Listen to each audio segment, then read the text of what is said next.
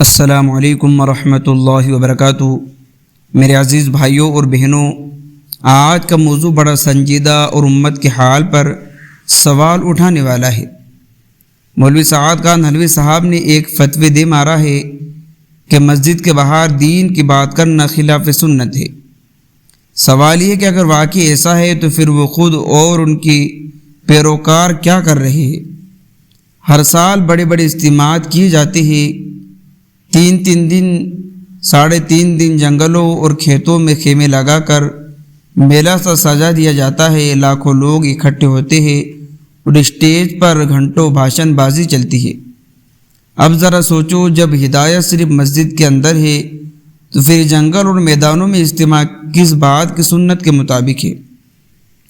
یہاں تک کہ اربوں کروڑوں روپے چندے کے نام پر اکٹھے کیے جاتے ہیں اور انہیں اجتماعات پر اڑا دیے جاتے ہیں۔ پیارے بھائیو، امت کے لاکھوں غریب آج بھی بھوکے سوتے ہیں، بیٹوں کی نکاح کے لیے پیسے نہیں، نوجوان روزگار کی تلاش میں بھٹک رہے ہیں۔ کاش یہ اربوں روپے ان ضرورت مندوں پر لگا دیے جاتے تو کتنے گھروں کے چراغ جل جاتے، کتنے غریبوں کے پیٹ بھر جاتے، کتنے یتیم بچیوں کے نکاح ہو جاتے۔ لیکن افسوس، ایک طرف فتویٰ دیا جاتا ہے کہ مسجد کے باہر دین کی بات خلاف سنت ہے، دوسری طرف خود خلاف سنت کے نام پر بڑے بڑے اجتماعات منعقد کیے جاتے ہیں۔ یہی وہ تضاد جسے پر امت کو سوچنا ہوگا۔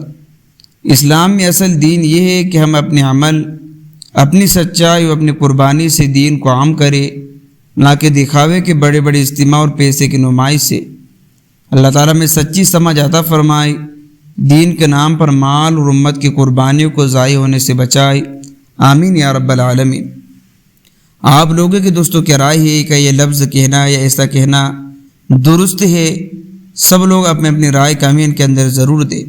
ملتے ہیں نیکسٹ ویڈیو میں۔ السلام علیکم۔